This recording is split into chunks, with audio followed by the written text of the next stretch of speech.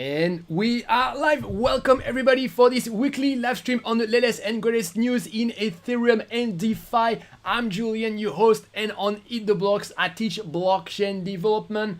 Hi everybody in the chat. We have Javier, Ciao Pizza Bella, Dan, Ganesh, Cheshek, Joe Biden, Ganesh, Siatamda. Hi guys. So first of all, a couple of announcements.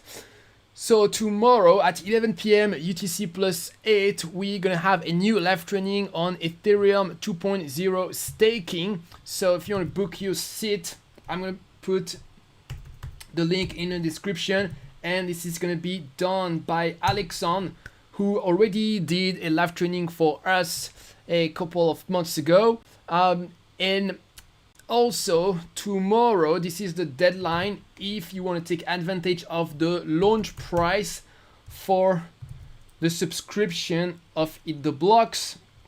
So I've reintroduced the subscription of Eat the Blocks 1 week ago. So with this, you pay monthly and you have access to absolutely all the courses. For example, if you want to follow all of my live training with a subscription, you have access to all of them. And since I've just relaunched this, there are special launch price, and so after tomorrow midnight, the price is going to increase. So you still have 1 day to get your hand on a subscription. So I put the link as well in the chat.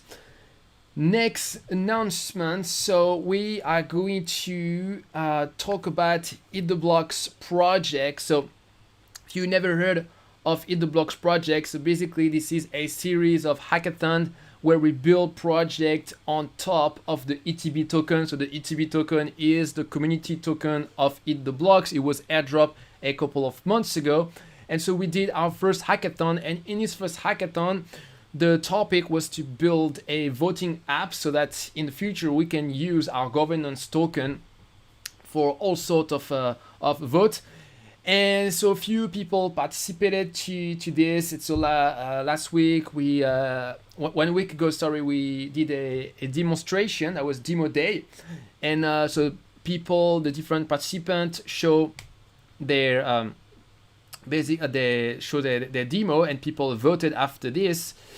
And so here is the result of the poll. So we had 3 participants. We had Mark, Samet, and Jan. So I messed up because after I created the poll, I added this link here for their GitHub, and so Google Form show 2 different results, but basically you have to put them together. For example, Jan here, so this is the green and the orange. So he is the winner with almost 60% of the vote, and the 2 other participants, Samet and Mark, they have about 20% each. So congratulations to all of them, and thanks for your participation. That was great. And of course, special congratulations to Jan for winning this hackathon. So we will use the app of Jan. So this is the app here. And yeah, so as you can see, this is really beautiful. It reuses the styling of Eat the Blocks. And so if you want to check the demo, you can check the live stream of 1 week ago. I showed the demo. So I'm going to deploy this and give it an URL with Eat the Blocks inside. I'm going to send an email to everybody. And so for the next hackathon of Eat the Blocks, we will use this app. And also, Jan also has won a cash prize of $1,000. So congratulations to him, but also congratulations to the other, because everybody worked hard on this project.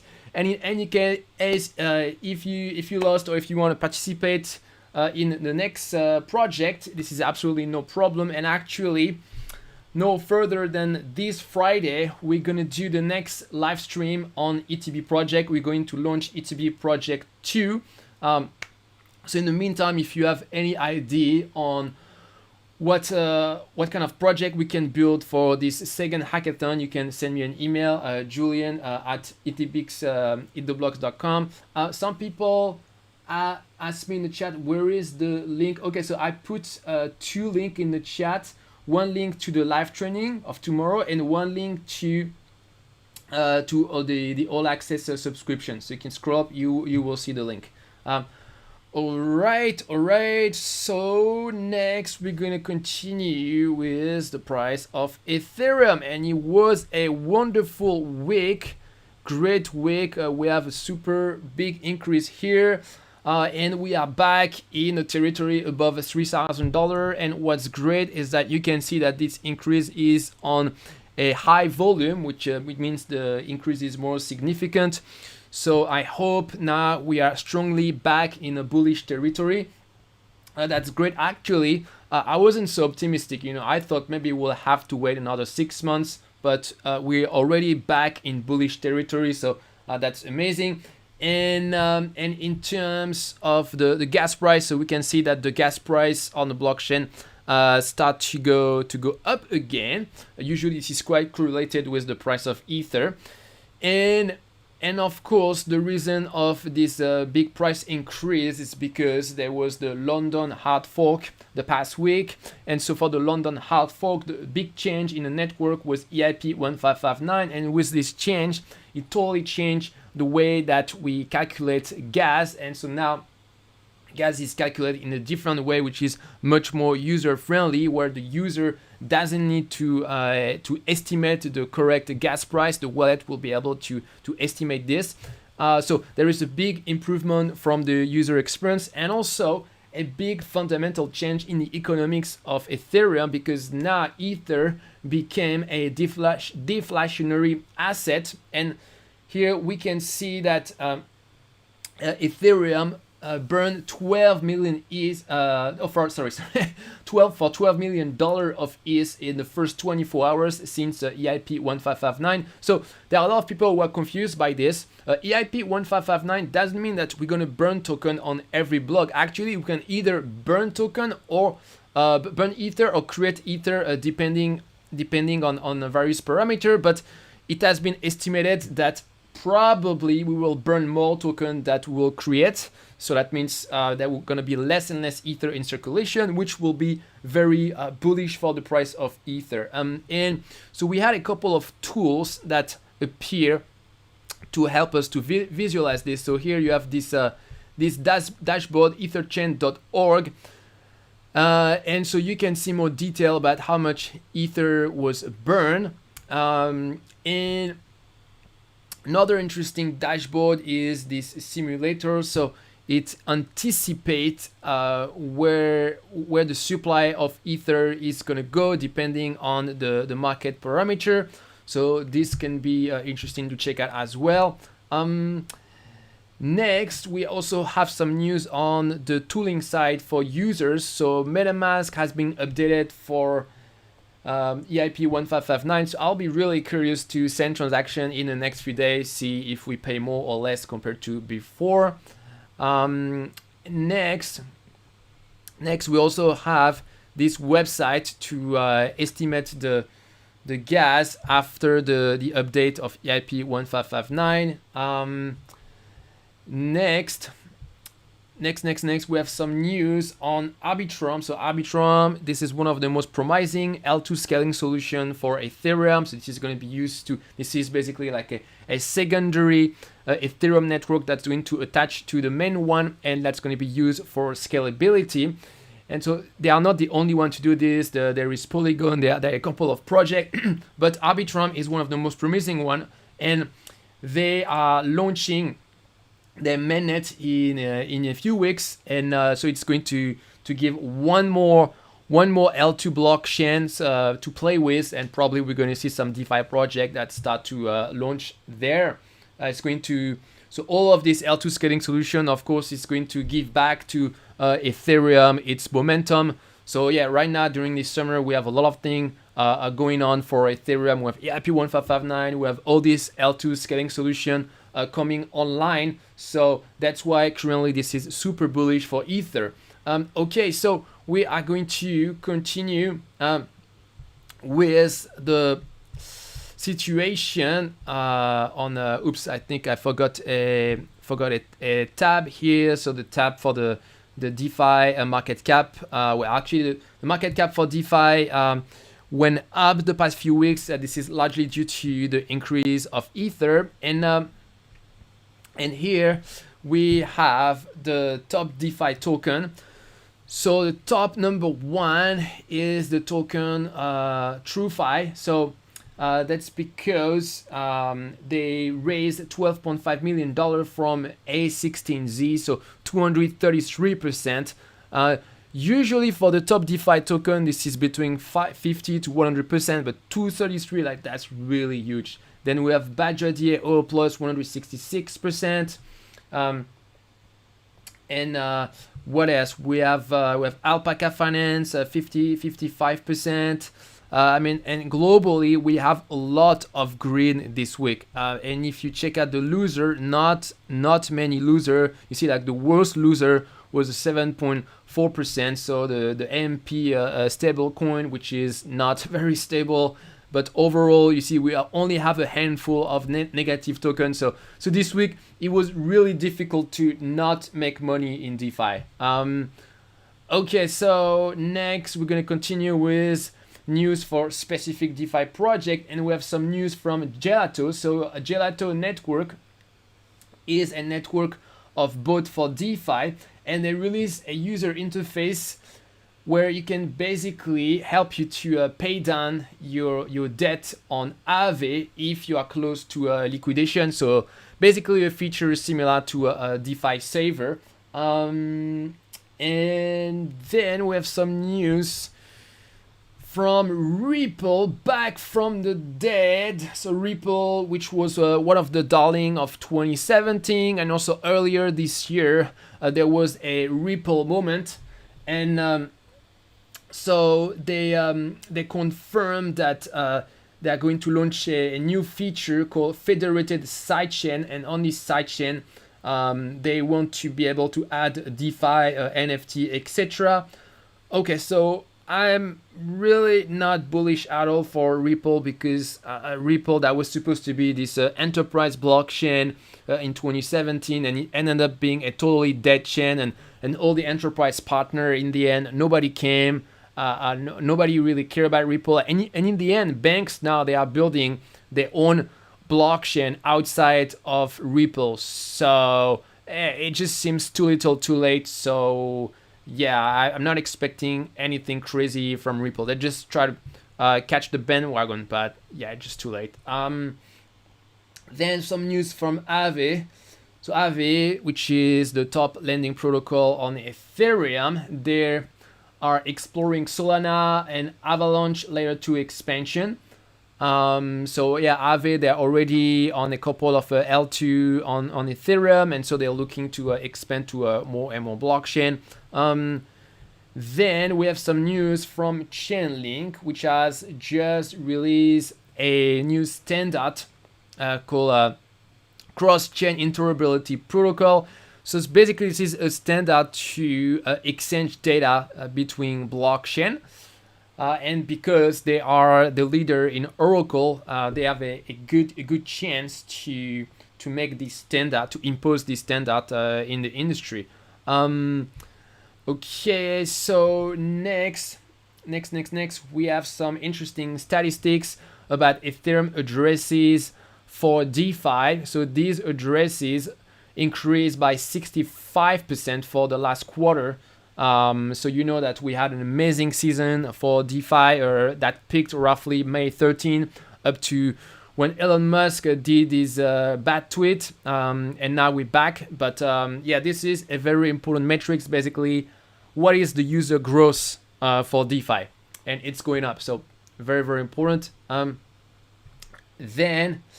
Then we are going to talk investment.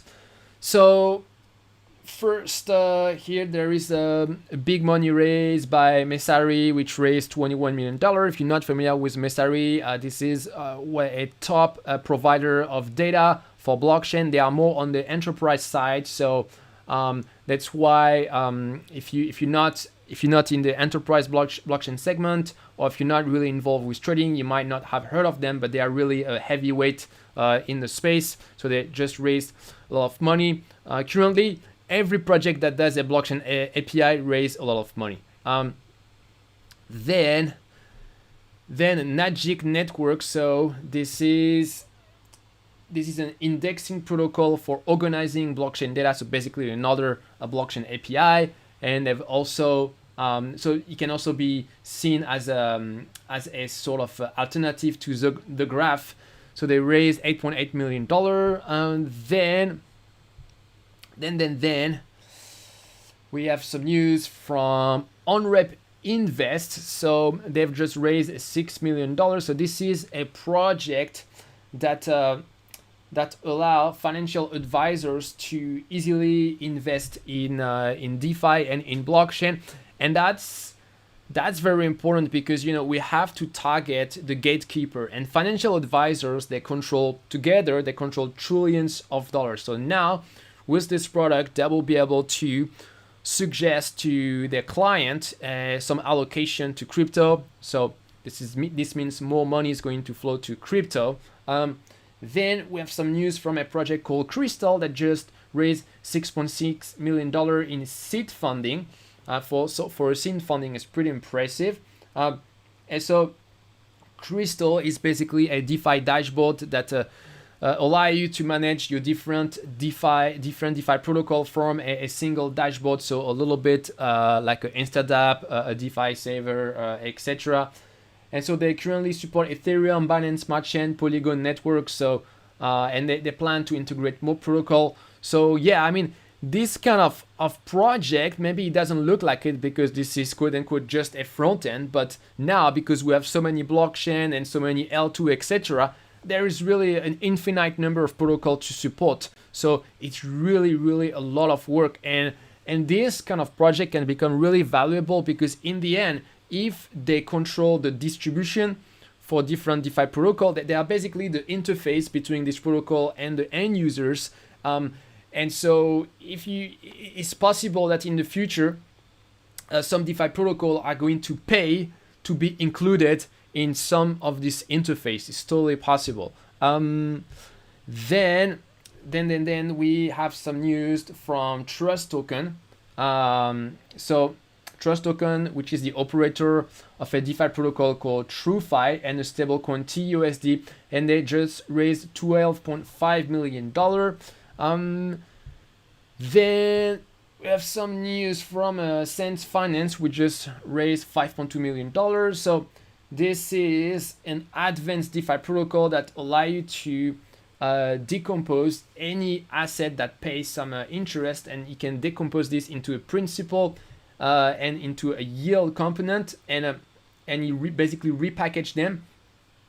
So this is quite advanced, and it kind of make me think of the kind of financial product that basically triggered the financial crisis in 2008, CDO, etc. So it's useful not for the average investor, but this is useful for really advanced investors, or maybe if big banks in the future come to DeFi, they will be the typical users of that kind of project. So if we want to bring the big money to DeFi, we need that kind of protocol. But before this is ready, I can tell you they're going to be a lot of hack because these protocols are super complicated. So it's really next level stuff. So it's good that we're working on this, but I can tell you that you can expect a lot of hack in that kind of advanced DeFi stuff. Okay, so then we have another money raise from a crypto company called Zen Ledger, which raised $6 million. So this is a company that allow you to do your tax reporting. And so they are raising money in a very specific context because right now in the US, lawmakers are debating a new bill for crypto. So we're going to talk more about this later. But this environment, of course, this is very good for Zen Ledger. All right. So then the hack of the week was done on Popsicle Finance, which was hacked of $25 million. Okay, so next we're gonna continue with NFT, and we had a really good metrics this week. So the weekly NFT trade volume surpassed $300 million for the first time. So this is a big milestone, but we're still far away from the volume on the DEXs. So I think the weekly volume for DEXs is probably above $10 billion. A couple of maybe between 10 to $30 billion, something like this. So this is still a fraction of the DEX, but huge increase in NFT. And really, it feels like to me, so last year we had DeFi summer, and maybe this year we're going to have NFT summer. Who knows? Okay, so what else do we have on NFT? So we have some news from Axie Infinity, the blockchain game, which became super popular and grew super fast, and they went above $1 billion in all-time trading volume, so absolutely huge. And so this is really going exponential, because out of this 1 billion, about 800 million was generated in the last 30 days. So currently Axie Infinity is above Cryptopunk and NBA Top Shot, so it grew very fast. Then some news from Louis Vuitton, which launched its own NFT. Okay, so you can see that this is a corporate website, because it takes like a couple of minutes to load. So they don't understand that people in crypto, they cannot wait so fast. So I mean, already everybody has left Louis Vuitton. This is too late, huh? So yeah, some new NFT from them. Okay, so then the brand Burberry is also launching its own NFT. Then the NFT marketplace Maker's Place has raised $30 million, and this NFT marketplace was famous because it's on this marketplace that the Beeple collection was sold for $69 million. So that was the absolute record at the time. Then we have some news from a project called Artblock. So this is a new NFT project, and it's becoming the new big trend. So let me see if I can show you how it looks like. Yeah, okay, so it looks like this. So this is in the category of what we call a generative art. So basically what's cool with generative art is that it's generated with equation. So that means that you can have basically all the data of the NFT can be stored on chain, and then you have an equation on the front end that's going to reconstitute the image based on the data that are saved on the blockchain.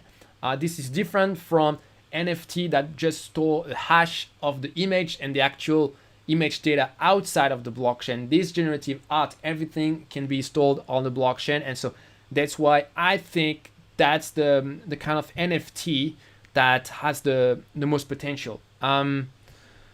Okay, so after we have some news from CryptoPunk, which is one of the darling of NFT, and so there was a huge spike in sale of CryptoPunk recently, and so what's very interesting to note is that there is a strong correlation between the sale of CryptoPunk and other collection. So if you're trying to analyze where the NFT market is going, pay attention to what's happening on CryptoPunk. Okay, so next, some news from FTX, which is one of the big crypto exchange, and they are launching an NFT sport platform. So there are a lot of crypto exchange now that try to get into NFT. There was Binance, which launched its own platform a couple of weeks ago. So now it's FTX, and on top of it, FTX has a partner with some franchise on esports. So I guess they're gonna have some exclusive deal for so basically they're gonna get some exclusive NFT. Okay, so next we're gonna continue with news for enterprise blockchain and regulation, and we have some news from Coinbase that is acquiring a crypto data aggregator called Zabo. And so Zabo has a team of 10 people, and so they're gonna be joining Coinbase. And this is interesting for all the builders and all the entrepreneurs out there, because like a lot of people think that the the way you really make a lot of money when you create a company and you don't have token. But let's say you're doing a crypto company without token, and so basically one of the ultimate event will be an IPO. But not everybody does an IPO. But before an IPO, actually, what can happen is you can be acquired by a bigger company, and so that can provide you with an early chance to exit. So if you build a useful service and Coinbase is interested in this, then you can have your big exit in a couple of years. And that Coinbase, they just had the IPO, so they have a lot of money to spend. So you're going to see that they're going to do a lot of acquisition,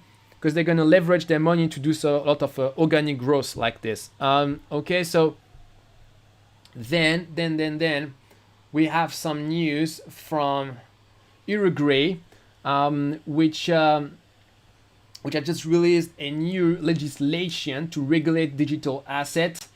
And so basically they want to legalize digital assets in the country, which will allow businesses in Uruguay to accept crypto payments, and that would provide a regulatory framework so that they can really incorporate crypto in their financial system. So this is the second country in South America that appears to be very crypto friendly. A couple of weeks ago, there was also a lot of good news from Salvador that made a Bitcoin a legal tender. So it's really nice to see some positive news from regulators.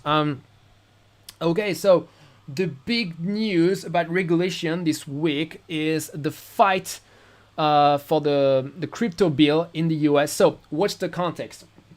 So in the US currently they are debating this big bill which is called the infrastructure bill. So this is the administration of Joe Biden that want to spend a lot of money to stimulate the economy, but this time they're not going to write checks to people, but they're going to invest in a lot of infrastructure projects. And in the middle of nowhere, we don't know why, someone, some senator somewhere was like, maybe he was like sleeping in the room and he just woke up and said, "Oh, crypto! Oh, guys, I have something to say. Hey, let's put some crypto stuff there."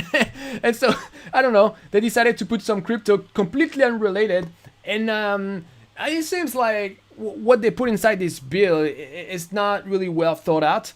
So basically, they want to impose some crazy requirement that would make pretty much everybody a broker, even developer, which means basically you'll have some crazy reporting requirement, and it will just make life impossible for the crypto industry in the US. So right now this is really a hot debate in the US, and of course the crypto community is voicing his disapproval. And so hopefully there going to be some waivers, some change in the law that will give us some exclusion, especially for developers. So we cross our finger, but if they vote a bad law, unfortunately it could trigger maybe a temporary crypto winter, because that would be a really, really bad news if the law passed as it is. Okay, so next, some news from the Federal Reserve in the US that made some comments about stablecoins. So this governor said that he doesn't think CBDC are so good. Instead, he thinks that private stablecoin might be better. So far we didn't have so much news about private stablecoin. There was maybe Libra of Facebook a couple of years ago in 2018, but very quickly it completely flopped. All the partners just dispersed, and that was the end of it. And now there is this governor that makes this remark. So, but the thing is, like as an end user, I don't see why I would use the private stablecoin of Facebook or something, because if they do anything I don't like, then I don't have anything to say. Whereas if it's a CBDC, okay, well, this is centrally controlled, but at least this is from the government. So they have basically, as a citizen, they are supposed to not do something bad to you. So yeah, I'm really not bullish on private stablecoin. Okay, so then we have some news from Huobi, which is an exchange in China. And so they just hired the former Homeland Security, someone who used to work for Homeland Security and who will be joining as a CEO. And so they're doing this in a context where regulators start to be more and more strict to crypto exchange. So they're trying to hire all these people who work in big government agency so that they can navigate the regulatory environment more easily. Okay, so then some news from Binance US. The CEO of Binance US, Brian Brooks, just resigned. So he used to be the former head of the Office of the Controller of the Currency in the US. So that's basically some top regulator in the US. So he joined in April, and now he quit only a few months after that. And that's really bad, because that probably means that there was a huge disagreement at the top, and that really comes at the worst moment for Coinbase, because Coinbase had a string of really bad news. The past few months, there were like all the regulators in the world that started to go against Coinbase, basically. So I don't know why this is happening, but it couldn't happen at a worse moment. And there are also rumors that the CEO of Coinbase is actually looking for a candidate to replace him, because he want to find someone who has who is more knowledgeable in regulatory stuff, because you understand that right now this is the problem number one of Binance, and you'll be happy to step down and not be CEO anymore, and I guess it makes sense. Okay, so then another bad news for Binance. So they're going to restrict derivative trading for Hong Kong users. So this is not the first country where this happened. They already announced this in Europe a couple of weeks ago. Yeah, so basically it's becoming more and more difficult for Binance to offer derivative tradings anywhere in the world. Okay, so then we have some bad news for Monero. So Monero, which is basically, you can consider it as a sort of cousin of Bitcoin. This is a sort of a private Bitcoin where basically everything is anonymous in Monero. Actually, when I first got into blockchain in 2017, my first project, I had to fork Monero, and that was super complicated because Monero is such a complex cryptocurrency. So in Monero blockchain, basically you don't know anything. Like you cannot tell where the money comes from. Everything is just so private, and so of course regulators are super against Monero.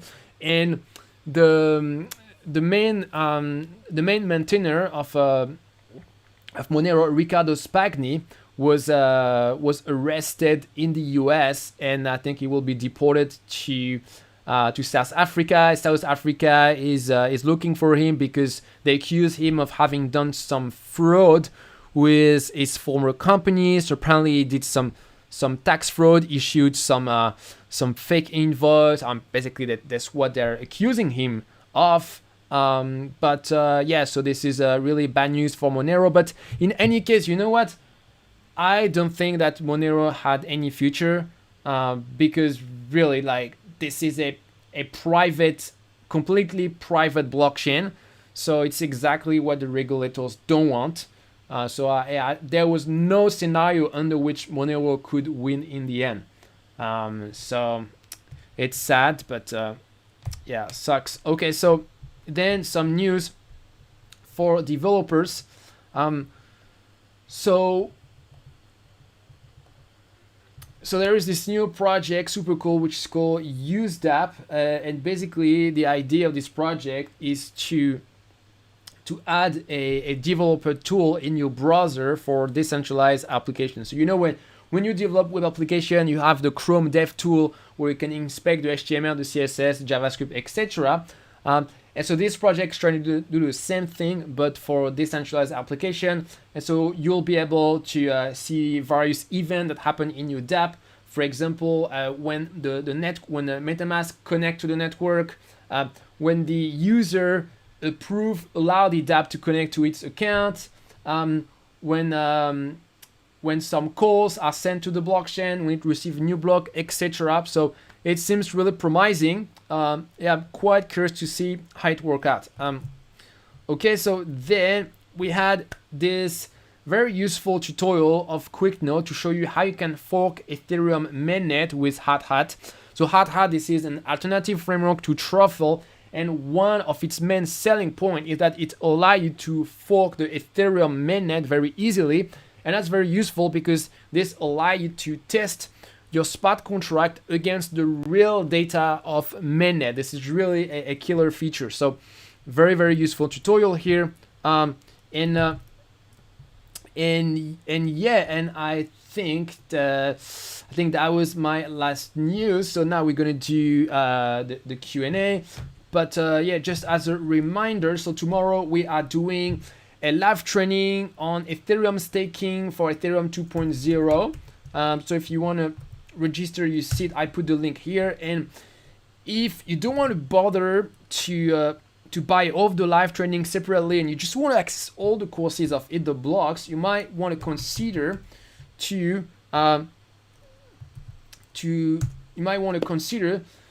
join for to take a membership on Eat the Blocks. So I just launched this 1 week ago, and so with this you can access all of my courses, and there is a special launch price, and it's going to end tomorrow at midnight after the price is going to increase.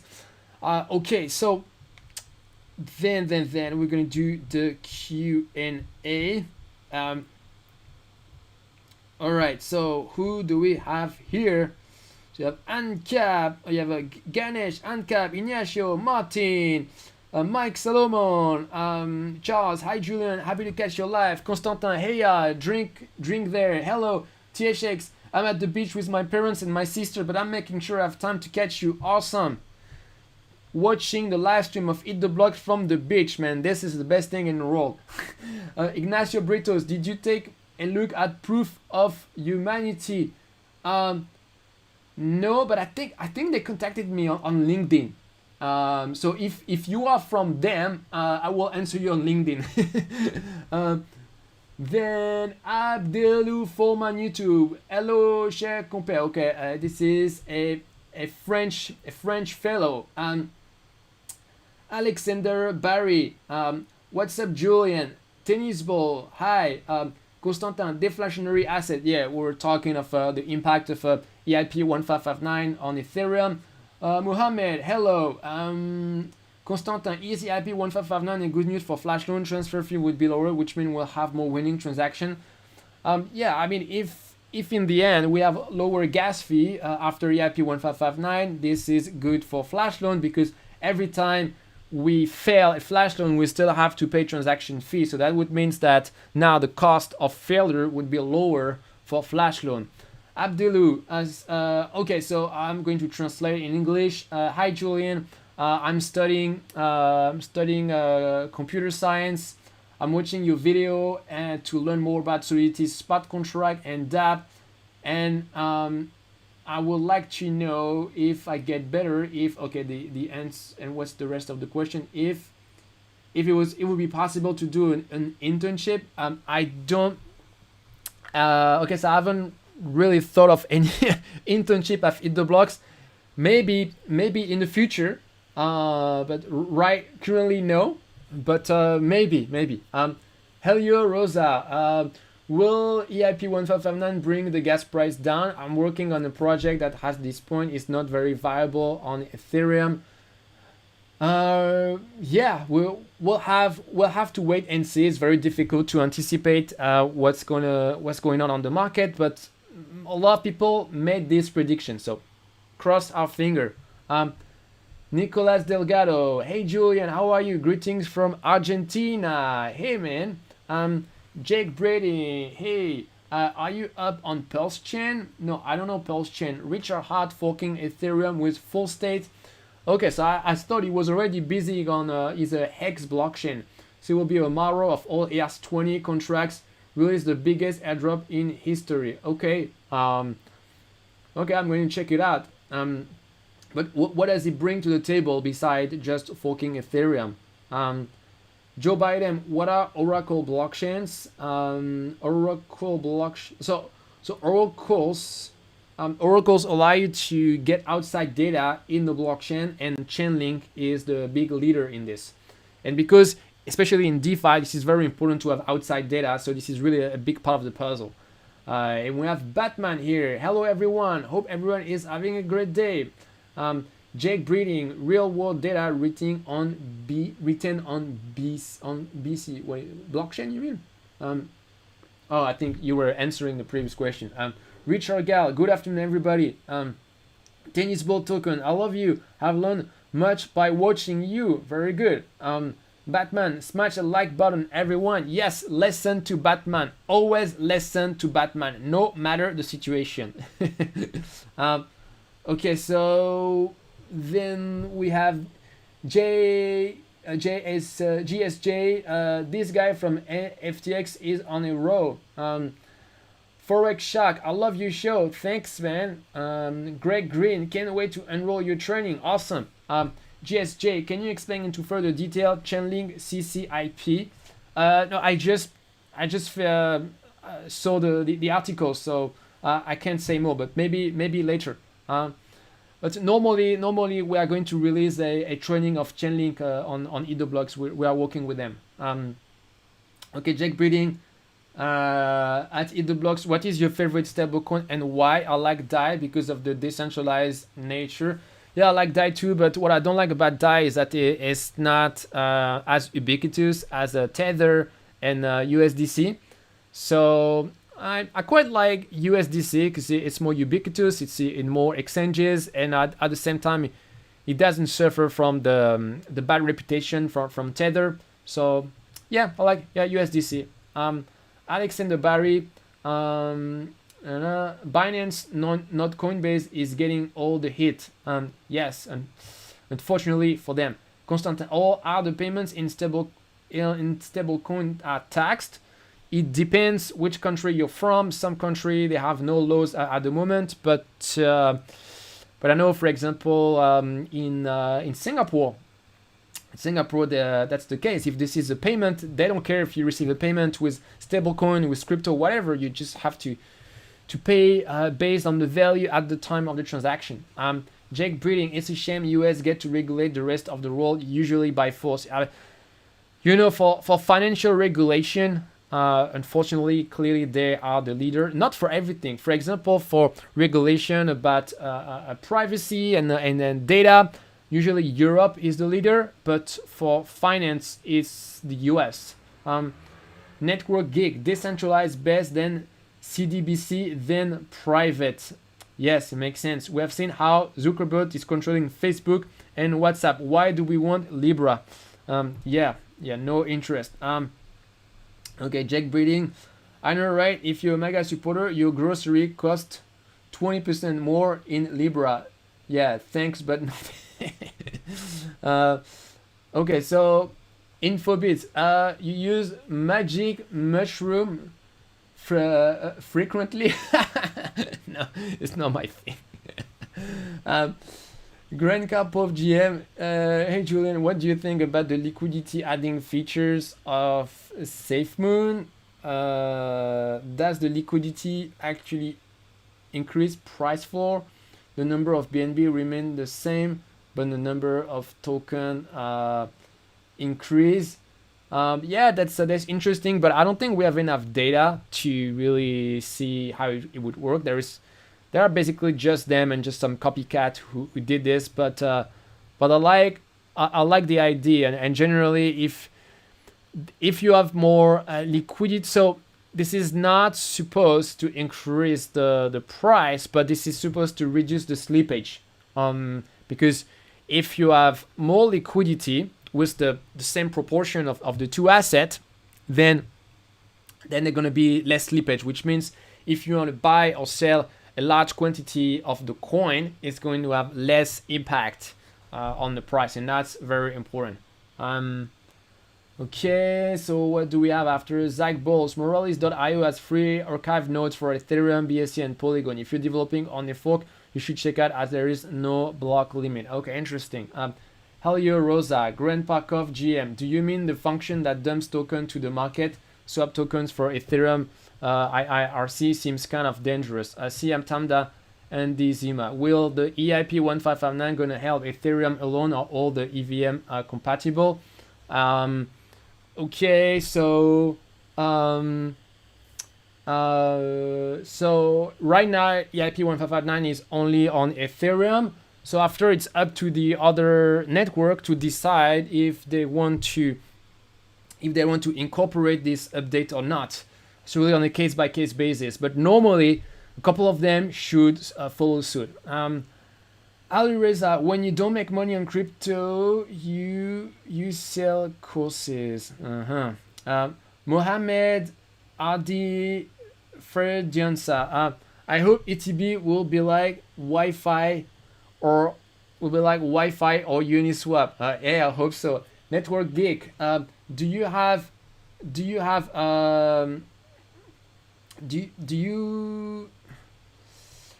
GitHub for Flash loan? So there is a GitHub where I have all the code for Eat the Blocks.